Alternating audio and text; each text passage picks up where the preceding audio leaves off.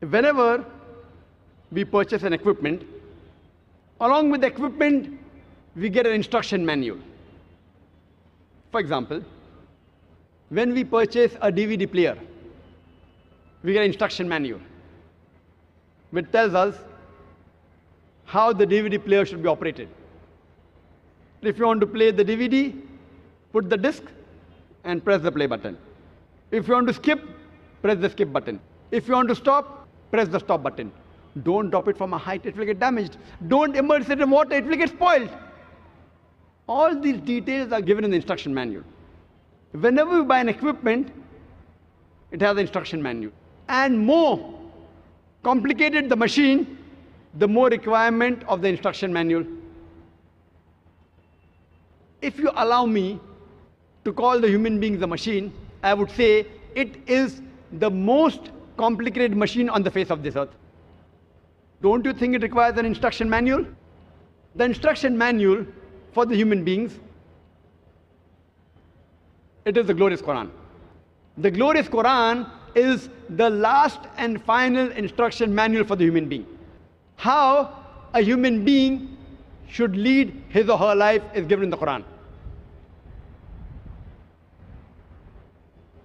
Imagine if you buy an equipment and if it is in the language you don't understand.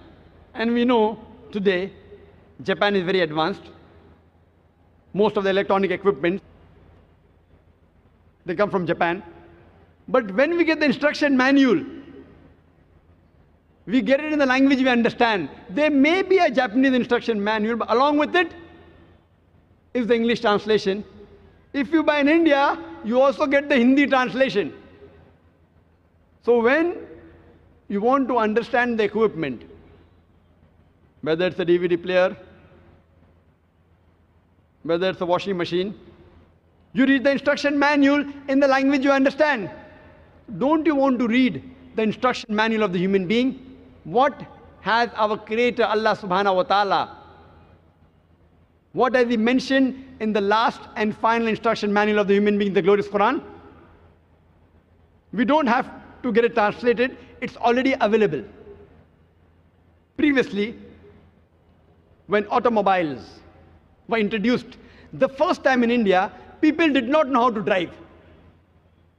So whenever you purchased a car, the company, along with the car, the company also gave you a driver. Once a Nawab, a famous Nawab, a very rich man, he buys a car. So along with the car, the company also provides the driver. One day in the morning, the Nawab Sahib, the rich multimillionaire, he tells his driver, I want to take my Begum Sahiba. I want to take my wife for shopping. Please get the car ready. The driver replies, Nawab Sahib, the car is not in working condition. Nawab Sahib is very angry. Put the car back in working condition immediately.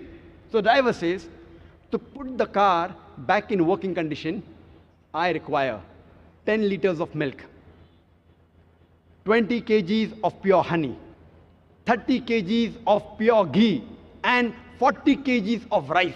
That also basmati rice.